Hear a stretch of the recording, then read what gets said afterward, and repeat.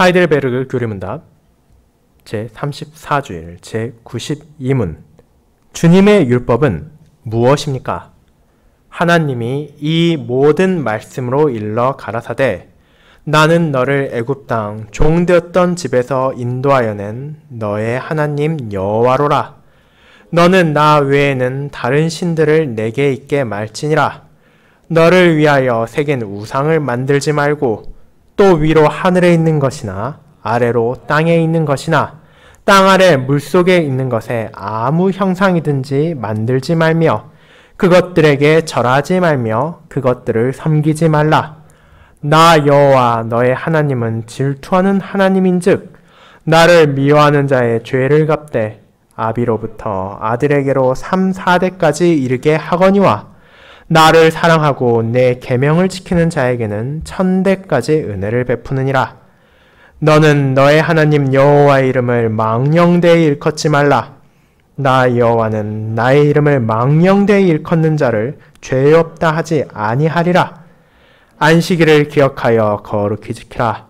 엿새 동안은 힘써 내 모든 일을 행할 것이나 제7일은 너의 하나님 여호와의 안식일인즉 너나 내 아들이나 내 딸이나 내 남종이나 내 여종이나 내 육축이나 내 문 안에 유하는 객이라도 아무 일도 하지 말라. 이는 엿새 동안에 나 여호와가 하늘과 땅과 바다와 그 가운데 모든 것을 만들고 제7일에 쉬었음이라. 그러므로 나 여호와가 안식일을 복되게 하여 그날을 거룩하게 하였느니라. 내 부모를 공경하라. 그리하면 너의 하나님 나 여호와가 내게 준 땅에서 내 생명이 길리라. 살인하지 말지니라. 간음하지 말지니라. 도적질하지 말지니라. 내 이웃에 대하여 거짓 증거하지 말지니라. 내 이웃의 집을 탐내지 말지니라. 내 이웃의 아내나 그의 남종이나 그의 여종이나 그의 소나 그의 낙이나 무릇 내 이웃의 소유를 탐내지 말지니라. 제93문 이 계명들은 어떻게 나누어집니까? 두 부분으로 나누어집니다. 첫째, 우리가 하나님과의 관계에서 어떻게 살아야 하는가? 둘째, 우리는 이웃에게 어떤 의무를 지고 있는가 하는 것입니다. 제93은 제1계명에서 주님께서 요구하시는 것은 무엇입니까? 나의 참된 구원을 위해서 나는 모든 우상 숭배, 사술과 미신, 성인들이나 다른 피조물들에게 기도하는 것을 피하고 멀리해야 합니다. 더 나아가 나는 유일하신 참 하나님만을 올바르게 알아가며 오직 그분만을 신뢰하며 모든 겸손과 인내로 그분께 복종하며 오직 그분으로부터 모든 선을 기대하고 전심으로 하나님을 사랑하고 두려워하며 존경해야 합니다. 간단히 말해서 하나님의 뜻을 거스르는 지극히 작은 일을 행하기보다는 차라리 모든 피조물을 포기해야 합니다. 제95문 우상숭배란 무엇입니까?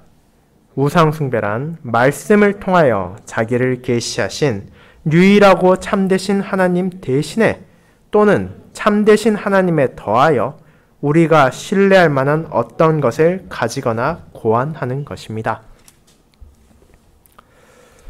말씀 묵상 후에는 니케아 신경을 다 함께 낭독함으로 우리의 신앙을 고백한 후 찬송 7장 1절, 2절, 3절을 부르도록 하겠습니다.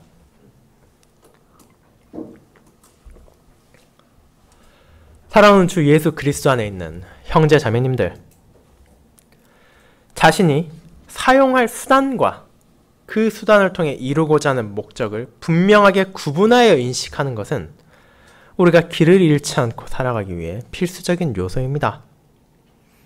우리는 간단하게 다음과 같은 예를 들어볼 수 있습니다.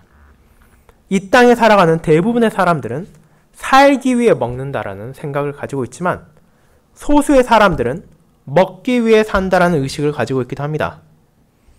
이 두 부류의 사람들은 분명 겉보기로는 유사하게 먹고 살아갈 것입니다. 하지만 결과물이 비슷해 보인다 하더라도 그들의 삶의 태도와 자세는 분명한 차이가 있습니다.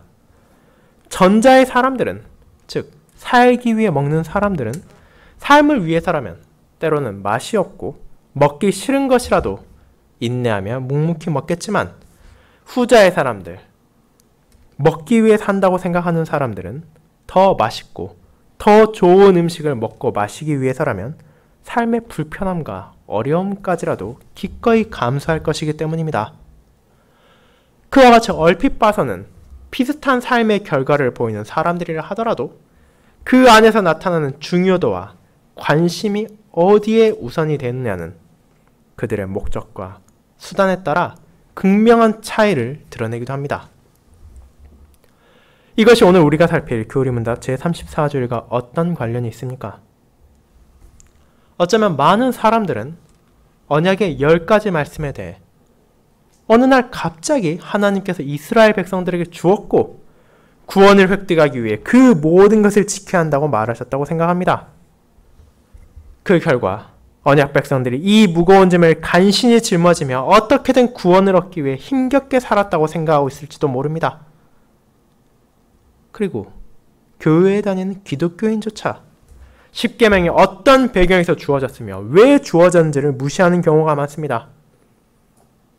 그런 상황에서 자연스럽게 언약의 10가지 말씀은 점점점 경시되어 가고 있으며 심지어 그리스도 안에서 살아가는 신약시대의 신자들에게는 그것들이 더 이상 어떤 의미도 가지지 않는다고 생각하는 사람들까지도 나타났습니다.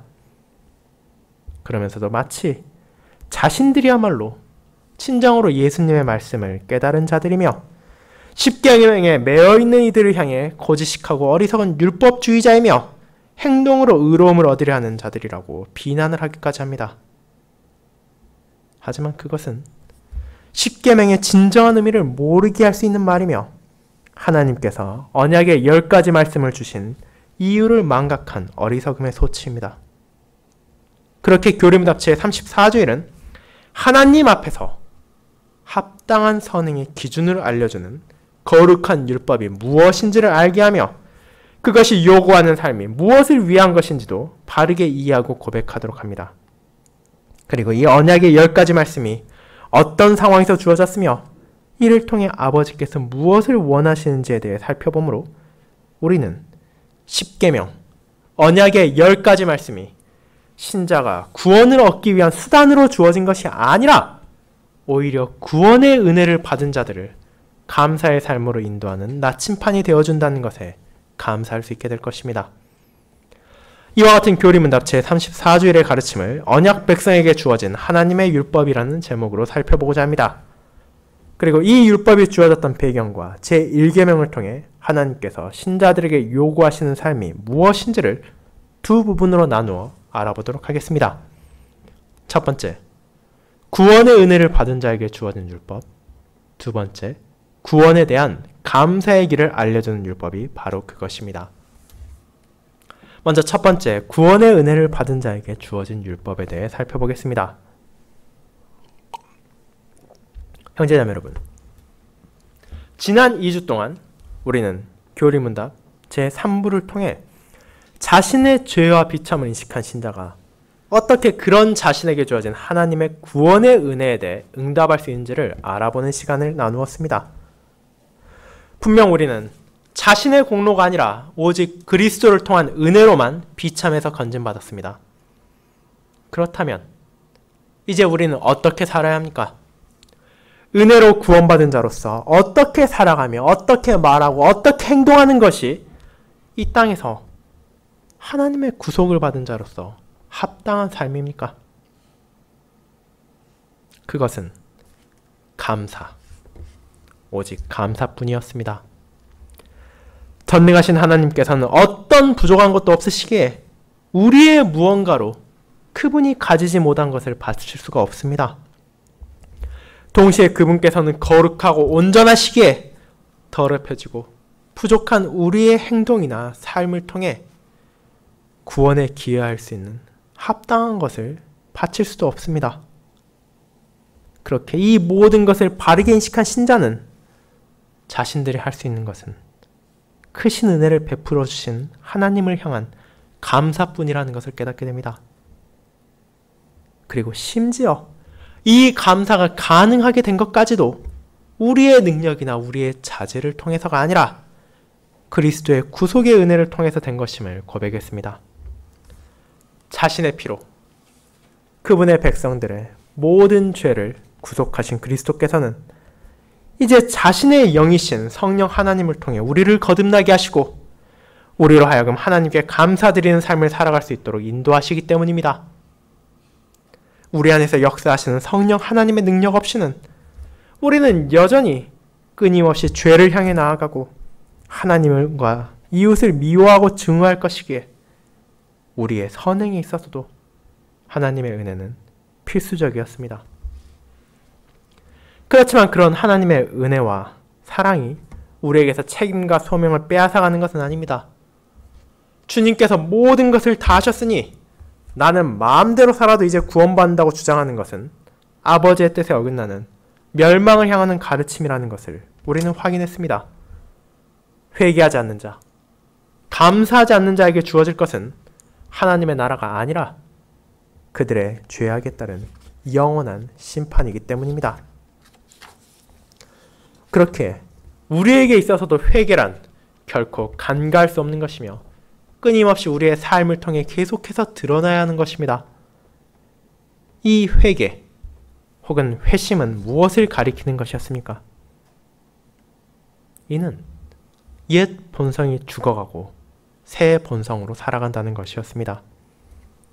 우리의 옛 본성, 옛 육신의 잔재는 이미 죽었고 지금도 죽어가고 있습니다. 그럼에도 불구하고 많은 신자들은 여전히 과거의 죄악을 그리워하기도 하며 그 본성이 내거는 쾌락과 욕망으로 돌아가는 것이 즐거울 것이라는 유혹을 받기도 합니다. 하지만 그것은 이미 죽었으며 죽어가고 있습니다. 이 땅에서 죽은 자가 어떤 것도 약속할 수 없으며 그에게서 무엇도 기대할 수 없는 것처럼 우리는 그런 옛 본성을 죽은 것으로 바라보며 그것을 통해 우리가 지은 죄에 대해 애통해하며 죄를 미워하고 악을 피해야 합니다. 그리고 이것은 결코 삶에 있어 단 한 번으로 끝나는 것이 아니라 우리가 죄에 흔들리고 악을 범할 때마다 기억하고 끊임없이 주님께로만 돌아가야 하며 그분 안에서만 생명이 있음을 기억함으로 그리스도의 날이 찾아와 우리에게도 그분의 온전함이 주어질 때까지 계속해서 이어져야 하는 것입니다. 하지만 동시에 신자의 회개는 죄를 미워하고 피하는 것만으로 끝나는 것이 아니라 적극적으로 주님의 뜻에 따라 살아가는 것을 포함하고 있습니다. 새 본성으로 살아간다는 것은 하나님 안에서 살아가는 것이며 그 삶을 진심으로 즐거워하는 것입니다.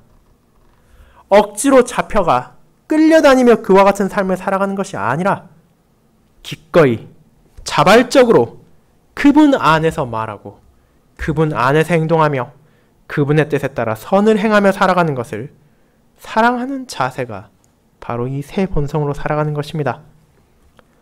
신자는 주님의 은혜로 말미암아 옛 본성을 따르고 세상의 기준에 좌우되는 삶을 살아가는 것이 아니라 이제는 진정한 새 본성, 과거의 자신과 다른 삶을 살아가는 것을 감사하며 기뻐하게 되는 것입니다. 자, 그렇다면 이제 우리는 하나님의 뜻에 따라 살아가기 위해 무엇을 알아야 합니까? 바로 그분의 뜻이 우리에게 무엇을 요구하는지를 알아야 합니다. 참된 믿음을 가운데 산다는 것이 어떤 삶을 가리키는 것이며 하나님의 율법에 일치하게 하나님의 영광을 위해 행하는 선행의 기준을 바르게 알지 못한다면 우리가 아무리 입으로 이를 외친들 그것은 그저 허공에 떠도는 메아리와 같이 공허히 사라질 것이며 우리의 앞길을 비추지 못할 것입니다. 그렇게 하나님께서는 이제 자신의 백성들에게 거룩한 율법, 온전한 가르침을 주셨습니다. 그리고 이 언약의 10가지 말씀을 이번 주일부터 우리는 함께 살펴볼 것입니다. 하지만 이 10계명의 하나하나의 계명에 들어가기 앞서 우리가 잊지 말아야 하는 것은 하나님께서 어떤 상황에서 언약 백성들에게 율법을 주셨는지에 대한 것입니다. 만약 하나님께서 애굽 땅에서 신음하며 구원을 바라던 이스라엘 백성들에게 십계명을 주시고, 자, 이제 내가 너희에게 이것을 주었으니 이를 신실하고 온전하게 지켜라. 그러면 내가 너희를 종되었던 집에서 건져내리라. 이처럼 말씀하셨다면 이것은 분명 일부 사람들이 오해하는 것과 같이 구원을 위한 수단으로 주어진 것일 것입니다. 하지만 정말로 언약의 10가지 말씀이 그런 상황에서 주어졌습니까? 노예 생활을 하고 있던 히브리인들이 십계명을 받고 그것에 대한 온전한 순종을 바쳤기에 마침내 하나님께서 그들을 택하시고 그에 대한 상급으로 애굽 땅에 재앙을 내리사 그 백성들이 자유를 얻고 약속된 땅으로 향하게 하셨습니까? 만약 여러분이 조금이라도 그와 비슷한 인상을 가졌다면 지금 당장 그런 생각을 머릿속에서 지우시길 바랍니다. 하나님의 진리의 말씀은 오히려 그와 정반대의 것을 말하고 있기 때문입니다. 분명 여호와께서는 이스라엘 백성들을 택하셨으며 그들에게 율법을 주셨고 그들이 마주한 환난과 고난 가운데서 구원하셨습니다. 하지만 그 모든 역사하심의 순서를 잘못 떠올린다면 우리 또한 잘못된 틀 가운데 율법의 의미를 잘못 받아들일 것입니다. 하나님께서 그들을 택하신 이유는 앞서 읽은 신명기 7장에 상세하게 나와 있습니다.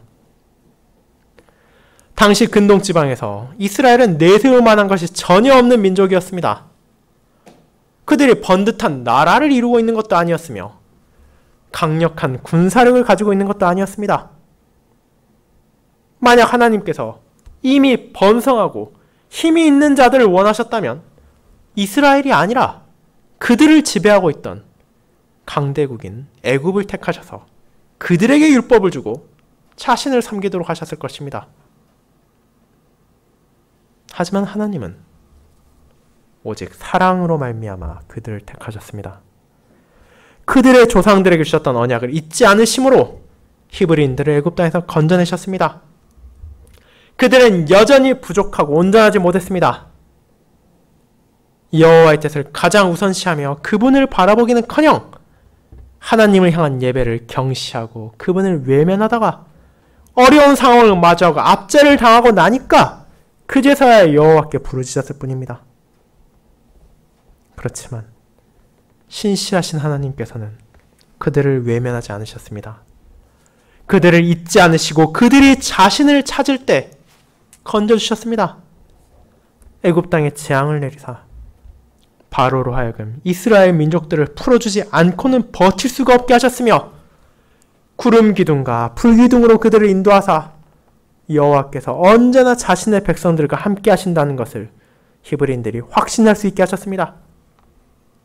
그리고 마침내 홍해에서 이스라엘 백성 모두가 마른 땅을 밟고 그곳을 건너게 하셨으나 강인한 애국 군대는 홍해에서 하나도 남지 않게 덮으셨습니다. 그뿐입니까? 이제 광야에서 먹을 것이 떨어지고 마실 것이 부족한 자신의 백성들에게 만나와 메추라기를 베푸셨을 뿐 아니라 물을 공급하심으로 그들이 어디에 있다 하더라도 육신의 양식까지도 넉넉하게 하나님으로부터만 받아 그분을 의지하며 약속의 땅으로 향하는데 부족함이 없게 하셨습니다. 그 모든 구속의 은혜가 이스라엘 백성들이 율법에 순종했기 때문에 베풀어진 것입니까? 그렇지 않습니다. 이 모든 것들은 하나님께서 시내산에서 모세를 통해 율법을 주기 전에 이미 그 백성들이 누리게 하신 것입니다. 그것이 바로 우리가 매주일 낭독하는 십계명의 첫 부분이 알려주는 것입니다. 제92분의 첫 부분에도 나오는 이것은 다음과 같습니다. 하나님이 이 모든 말씀으로 일러 가라사대 나는 너를 애굽 땅 종되었던 집에서 인도하여낸 너의 하나님 여호와로라. 이것은 의미 없이 첨가된 것이 아닙니다. 이 서언을 통해 하나님께서는 이어지는 모든 계명이 바로 구원을 먼저 주신 하나님의 은혜 가운데 베풀어지는 것이라는 것을 알도록 하는 것입니다. 그렇게 우리는 하나님의 거룩한 율법이 주어진 상황과 배경을 숙고함으로 이 율법이 신자들에게 어떤 의미를 주는지 확인할 수 있습니다. 구약시대나 신약시대나 동일하게 어떤 사람도 자신의 행위를 통해 구원을 받을 수 없습니다. 구원은 오직 하나님의 은혜를 통해서만 주어졌습니다. 그 누구도 개인의 능력으로, 인간의 능력으로는 구속을 획득할 수 없을 뿐 아니라 그것의 일부에도 아주 조금에도 기여할 수 없습니다. 그렇게 이는 구원을 얻기 위한 수단으로 하나님의 백성들에게 주어진 것이 아닙니다. 오히려 그 반대입니다. 애굽 땅, 종되었던 집에서 그들을 인도하심으로 자유를 주시고 구속을 베푸신 하나님께서 그 은혜를 받은 자신의 백성들에게 주신 것입니다. 그렇게 이는 구원을 위한 수단이 아니라 구원의 결과로서 찾아온 것입니다. 이스라엘 백성들은 이제 십계명을 통해 하나님의 뜻을 알게 되었습니다. 자신들이 어떤 삶을 살아가야 하는지에 대해서도 알게 되었습니다. 무엇이 하나님의 율법에 일치하는 것인지를 알게 되므로 이제 이후의 삶에 있어서도 하나님과의 관계를 어떻게 설정해야 하며 자신들을 둘러싼 이웃을 향해서도 어떤 자세를 드러내야 하는지를 알게 된 것입니다. 그리고 이런 율법을 주신 하나님께서는 자신의 백성들이 그것을 기억하고 지키며 살아갈 수 있는 데 필요한 모든 것을 베푸셨습니다. 그들은 더 이상 바로의 압제 아래에서 원하지 않는 노동을 할 필요가 없게 되었습니다. 그들은 만나와 메추라기, 물을 통해 육신의 양식보다 중요한 것이 무엇인지를 알게 되었습니다. 그들은 밤에도 낮에도 함께 하시는 하나님의 임재를 바라보며 그분의 존재를 확신할 수 있게 되었습니다. 그리고 마침내 자신의 조상들에게 약속되었던 약속의 땅에 들어가 하나님께서 선조들에게 하신 약속의 성취됨을 깨닫게 되었으며 이어지는 약속들 또한 분명하게 이루어질 것임을 알게 되었습니다. 그리고 주 하나님께서는 그 모든 은혜를 풍성하게 베푸신 이유가 무엇인지를 시편 105편 45절에서 다음과 같이 설명합니다. 이는 그들이 그의 율례를 지키고 그의 율법을 따르게 하려 하심이로다. 시편 105편의 저자는 그 사실을 알고 있기에 하나님께서 주신 율법에 대해 힘겨운 짐이라고 불평을 하는 것이 아니라 그 반대로 이 은혜에 진심으로 기뻐하며 할렐루야, 여호와를 찬양하라고 백성들에게 함께 노래를 부르게 요청한 것입니다.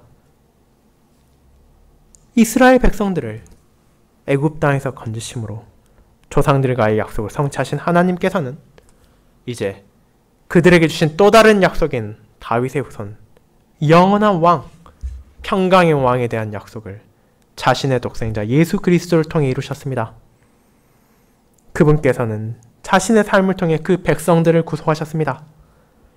하나님께서 애굽 땅에서 이스라엘 백성들을 건져내셨던 것처럼 십자가에서의 희생제사를 통해 자신의 백성들을 사로잡고 있던 죄와 사망, 마귀의 권세로부터 그들을 해방시켜 주셨습니다. 그렇게 자신의 공로를 통해 그 백성들이 구원받을 것을 아셨음에도 불구하고 다음과 같이 말하신 것입니다. 내가 율법이나 선지자를 폐하러 온 줄로 생각하지 말라. 폐하러 온 것이 아니요 완전하게 하려 함이라. 마태복음 5장 17절입니다. 그분께서는 자신의 제자들을 향해 이제 나의 사역으로 말미암아 너희가 구원받을 것이니 십계명을 잊어버리고 마음대로 살려고 말하지 않으셨습니다.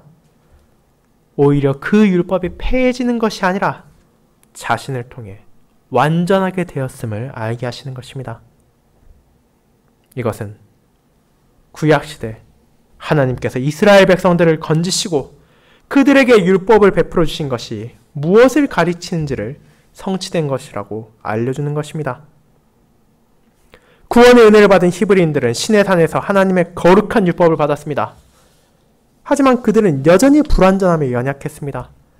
그들은 당장 시내산 밑에서 모세를 기다리는 동안에도 불안감과 초조를 이기지 못하고 금송아지를 만들어 우상을 섬겼으며 이후에도 끊임없이 반역을 꾀하고 음란에 빠졌으며 우상을 숭배하고 하나님의 뜻을 어김으로 자신들의 완악함과 어리석음을 계속해서 드러냈습니다. 그런 자신의 백성들을 그리스도께서 새롭게 하셨습니다. 언약의 10가지 말씀에서 드러난 아버지의 뜻이 무엇인지를 바르게 알도록 가르치시고 십자가에서 흘린 피로 그들의 죄를 용서하시고 자신의 영을 보내사 진정으로 하나님의 율법에 일치한 감사의 삶을 시작할 수 있도록 인도하셨습니다. 그와 같은 사역을 통해 그분은 진정 율법을 통해 드러난 아버지의 뜻을 온전하게 밝히시고 자신의 양떼들이 믿음 안에서 모든 것이 완전하게 이루어질 그리스도의 날을 소망하도록 하신 것입니다.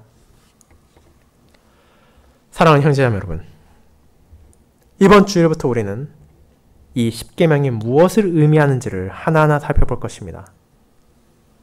언약의 10가지 말씀의 진정한 의미를 깨닫고 그것이 성도들에게 어떤 삶을 요구하는지를 알아간다는 것은 얼핏 우리에게 짐을 지우고 우리에게 규제를 씌우는 것처럼 느껴질지도 모릅니다.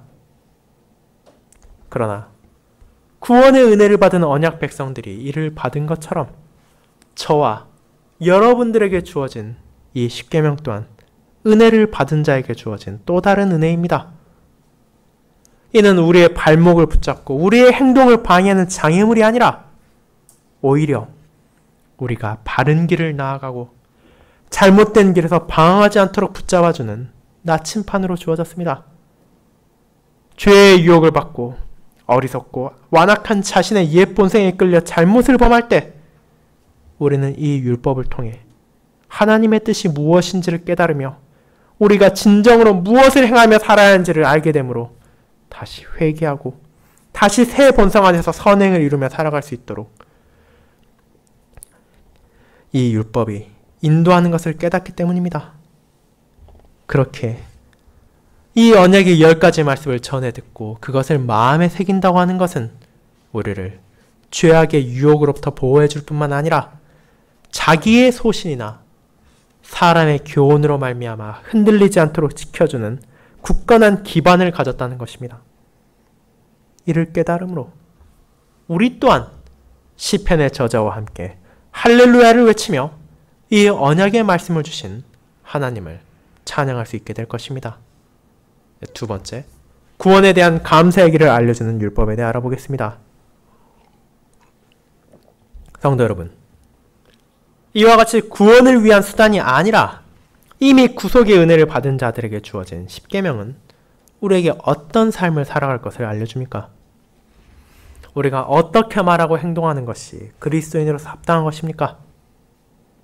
언약의 10가지 말씀은 이에 대해 하나님과의 관계에서 감사를 드러내는 것이 필수적임을 알려줍니다. 십계명은 하나님과의 관계에서 어떻게 살아야 하는지에 대해 알려주는 제1계명부터 제4계명까지와 이웃에 대해 어떤 의무를 지니고 있는지에 대해 설명하는 제5계명부터 제10계명까지 두 부분으로 나누어져 있습니다. 그리고 그 중에서 가장 먼저 나오며 다른 모든 계명들의 기반이 되는 제1계명은 너는 나 외에는 다른 신들을 내게 있게 말지니라는 짧은 문장입니다. 십계명에 앞선 서언을 통해 자신이 누구신지를 알리시고 이 언약의 말씀을 받는 백성들에게 이미 베풀어진 구원의 은혜를 상기시키신 여호와께서는 이제 그들이 하나님을 어떻게 바라보며 세상의 다른 피조물과 세상적 관념들을 어떻게 생각해야 하는지를 알게 하신 것입니다. 제1계명의 원어를 직역하자면 너는 내 앞에서 다른 신들을 가지지 말라고 말할 수 있습니다. 신자를 포함한 세상의 모든 사람들은 하나님 앞에서 살아가고 있습니다. 이방인들만이 아니라 언약 백성들 또한 삶의 1분 1초도 하나님의 시야에서 벗어나 행동할 수 없습니다. 특별히 출애굽 시기 히브리인들은 자신들을 덮고 있던 구름과 또 자신들의 발을 인도하던 불기둥을 통해 하나님께서 그들과 함께 하신다는 것을 특별한 방식으로 경험할 수 있었으며 이후 거룩한 여호와의 장막을 통해 자신들의 나아가는 곳에 그분도 함께 나아가심을 확신할 수 있었습니다. 이제 그런 하나님께서 가장 첫 계명으로 자신 앞에서 너희가 다른 신들을 두지 말라고 하신 것입니다. 물론 제1계명이 다른 신들에 대해 언급할 때 이것은 실제로 하나님을 제외한 다른 신격들이 있다는 것이 아닙니다. 세상에 그 어떤 존재나 사람도 하나님과는 비교할 수 없으며 신이 될 수 없습니다. 하지만 우리도 모르는 사이 신자들 또한 너무도 쉽게 제1계명을 범하기 쉽습니다. 그것은 바로 하나님을 바르게 알지 못하고 하나님만을 온전히 사랑하지 않으며 하나님만을 두려워하지 않을 때 나타납니다. 이는 결국 여호와께서 베푸신 은혜를 바르게 인식하지 않으며 그에 합당히 감사하지 않을 뿐 아니라 하나님 외에 다른 무언가를 의지하거나 의존하는 것입니다. 즉, 제95문답에서 말하는 것처럼 무엇이 되었건 하나님의 자리에 다른 것을 두거나 혹은 하나님에 더해서 다른 무언가를 신뢰할 만한 것이라 생각하고 그것을 떠올린다면 그 사람은 이미 제1계명을 범함으로 죄를 지은 것입니다. 오늘날 사람들이 가장 흔하게 제1계명을 범하게 되는 경우는 재물을 의지하는 것입니다. 물론 신실하고 열심히 일해 돈을 벌고 그것으로 교회를 섬기고 가정을 부양하며 이웃을 돌보는 것에는 아무런 잘못된 것이 없습니다. 오히려 그렇게 하지 않는 사람이 있다면 그는 회개하고 자신의 잘못을 뉘우쳐야 할 것입니다. 하지만 아무리 그렇게 선하게 사용될 수 있는 재물이라 하더라도 그것이 그 사람의 마음 안에서 하나님을 앞서기 시작한다면 이는 이미 우상을 숭배하는 것이며 과거 바알이라 불렸던 재물을 자신의 삶 속에서 신으로 모시고 있는 것입니다. 하나님이 아니라 돈이 있으면 무엇이든지 할 수 있을 것이라는 생각, 돈만 있으면 안전하고 돈만 있으면 평화로울 것이라는 생각을 하는 사람의 마음에는 하나님의 자리에 재물이 자리 잡고 있는 것입니다. 이것만이 아닙니다. 오늘날 이에 못지않게 자주 발생하는 것은 바로 자기 자신을 의지하는 것입니다. 세상의 많은 사람들은 그 무엇보다도 소중한 것은 자신이라고 말하며 다른 무엇보다도 자신의 마음이 하는 소리에 귀를 기울이고 그에 따라 살아가라고 말합니다.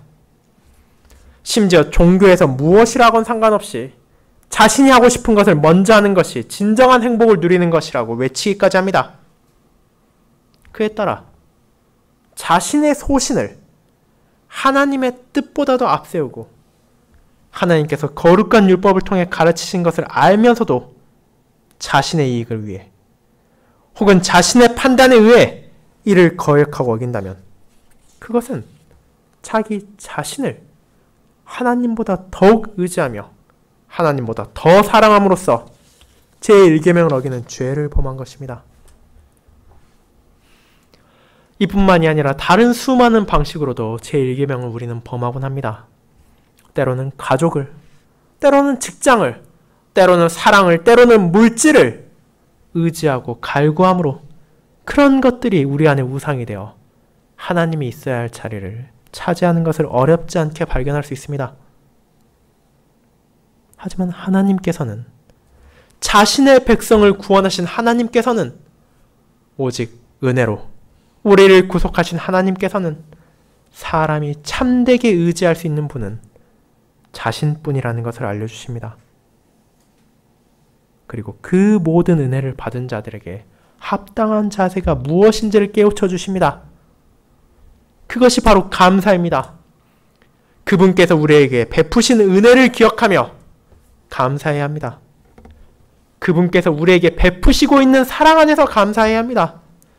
그리고 그분께서 우리를 위해 약속하시고 베푸실 은혜를 기억하며 감사해야 합니다. 이미 주어진 은혜에 감사하며 지금도 받고 있는 은혜에 감사하며 앞으로 주어질 은혜에도 감사해야 합니다. 유일하신 참 하나님 한 분을 그분께서 주신 말씀을 통해 알아가면 알아갈수록 우리는 세상의 그 무엇도 진정한 의미에서 의지할 수는 없다는 것을 알게 됩니다. 하나님만이 우리의 신뢰의 대상이며 그분께서 우리에게 필요한 모든 것을 주셨습니다. 그렇게 신자는 세상의 다른 것을 의지하는 어리석음이 아니라 하늘 아버지를 신뢰합니다. 그분의 뜻이 가장 온전하며 우리를 선으로 인도한다는 것을 알기에 자신의 뜻을 꺾고 아버지의 뜻을 높이며 비록 그 길이 우리에게 어려움을 가져올지라도 인내함으로 순종합니다. 이것이 바로 교리문답 제94문답의 마지막 문장이 요약하는 것처럼 하나님의 뜻을 거스르는 지극히 작은 일을 행하기보다는 차라리 모든 피조물을 포기해야 한다는 것입니다. 그리고 그것이 너무도 큰 은혜, 갚을 수 없는 사랑을 받은 수혜자로서 우리가 하나님께 보일 수 있는 감사의 표현입니다. 그분만을 신뢰하며 그분만을 의지함으로써 감사하고 그분의 진리 안에서 모든 것을 행하는 것이야말로 언약의 10가지 말씀이 가리키는 핵심이자 하나님을 향한 우리의 진정한 감사이며 사랑의 열매입니다. 이와 같은 하나님을 향한 온전한 신뢰, 그분의 뜻을 거스르는 지극히 작은 일보다도 모든 것을 포기하는 자세를 우리는 예수 그리스도, 우리의 주님을 통해 보게 됩니다. 예수님께서는 자신을 향한 죽음이 다가오고 있다는 것을 알고 계셨습니다. 심지어 그 죽음이 단순한 육신의 죽음이 아니라 죄에 대한 아버지의 공의로운 진노가 몸과 영혼에 찾아오며 하늘 아버지로부터 버림받는 지옥의 고통과 함께할 것임을 인식하셨습니다. 그 모든 것을 아신 주님께서는 겟세마네에서 제1계명에 대한 온전한 순종을 보이셨습니다. 그 잔이 가져올 비참을 알기에 아버지를 향해 기도드리지만 그럼에도 아버지의 선하신 뜻이 그 고난을 통해서까지도 나타날 것임을 기대하며 나의 원대로 마옵시고 아버지의 원대로 하옵소서라는 기도를 드리신 것입니다. 그리고 마침내 찾아온 십자가에서 그리스도는 아버지의 뜻에 따라 자신의 모든 것을 내어주시고 아버지께서는 독생자의 고난과 죽음을 통해 자신의 공의와 자비를 온전하게 드러내심으로 그것이 헛되거나 쓸모없는 것이 아니었음을 나타내셨을 뿐 아니라 그 모든 순종을 보이신 아들을 부활시키사 지극히 높여 모든 이름 위에 뛰어난 이름을 주셨습니다. 그리고 이와 같은 역사하심을 통해 자신의 백성들에게도 진정으로 신뢰할 수 있으며 모든 선을 기대할 수 있는 유일한 존재가 오직 자신뿐이라는 것을 알려주신 것입니다. 사랑하는 성도 여러분, 우리에게 구원의 은혜를 베푸신 하나님께서는 자신을 향해 감사하고자 하는 자녀들이 잊지 말아야 하는 것을 알려주셨습니다. 제1계명을 통해 신자는 자신의 모든 신뢰를 하나님께만 두어야 한다는 것을 알게 됩니다. 자신의 모든 사랑 또한 그분을 향해야 한다는 것을 깨닫게 됩니다. 자신의 모든 경외 역시 하늘 아버지께만 속해 있어야 합니다. 그리고 이에 대한 온전한 순종을 그리스도 안에서 깨닫게 되므로 진정 아버지의 뜻에 거스르는 것이 아무리 작고 사소해 보일지언정 그것을 행하느니 차라리 자신이 아끼고 소중히 여기던 모든 것이라더라도 기꺼이 포기할 수 있어야 함을 알게 됩니다. 하지만 그럼에도 이것은 일방적인 희생이나 강요가 아닙니다. 왜냐하면 그분께서 우리에게 이미 베푸신 것이 우리가 바칠 수 있는 모든 것보다 이미 클 뿐 아니라 지금 이 순간에도 한없는 자비와 사랑으로 우리의 하루하루를 돌보시며 앞으로도 그분의 뜻 안에서 우리를 구원으로 인도하실 것이기 때문입니다. 그렇기에 이번 한 주의 삶, 여러분과 저희 앞에 무엇이 기다릴지언정 이 아버지를 향한 감사를 잊지 않도록 합시다.